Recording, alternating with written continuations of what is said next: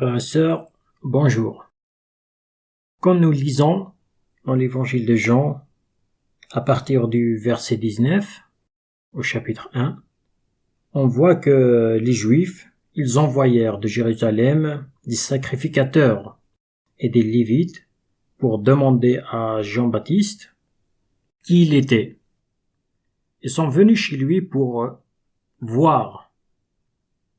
Leur venue, ce n'était pas le fardeau de leur péché qui les conduisit vers Jean-Baptiste pour poser la question, mais plutôt la curiosité et le désir de se faire une opinion, de comprendre qu'est-ce qu'il fait, pourquoi il fait cela, dans quel but. Peut-être aussi, ils étaient inquiets, il y a des inquiétudes derrière. Leur enquête est cependant l'occasion pour Jean de délivrer son message, de parler qui il est, de donner comme un témoignage. Or, ce n'est pas à son propre sujet qu'il a quelque chose à dire. Il ne s'est pas glorifié, il ne s'est pas donné la première place. Lui-même n'est qu'une simple voix. Il est envoyé de Dieu pour rendre témoignage de la lumière qui est Jésus-Christ.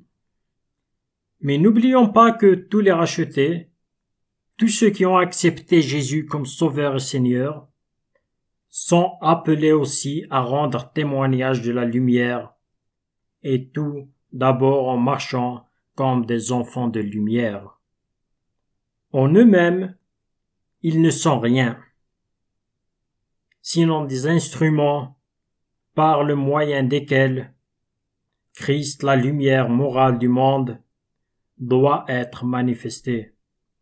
Dieu a indiqué d'avance à son serviteur comment reconnaître celui qui est chargé de désigner « Voilà l'agneau de Dieu », s'écrit Jean lorsque Jésus paraît.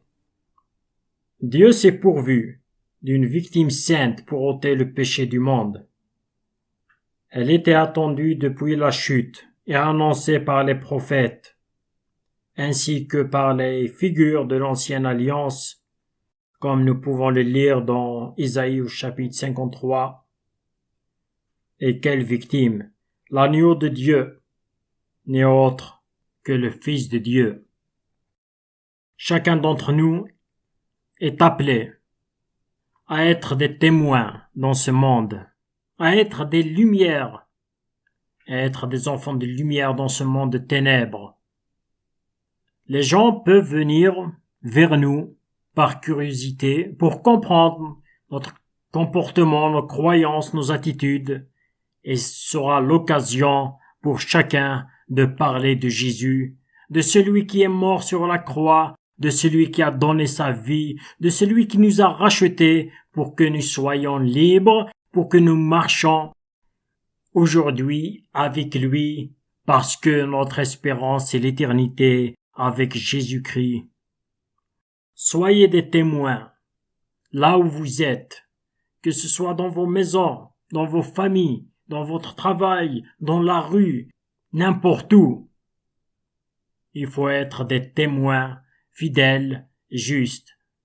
Ne pas nous glorifier nous-mêmes et glorifier notre Seigneur Jésus-Christ, celui qui a donné sa vie, celui qui nous a rachetés.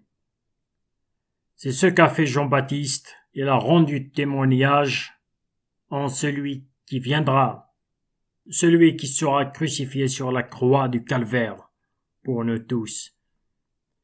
Voilà le message que j'ai à vous apporter.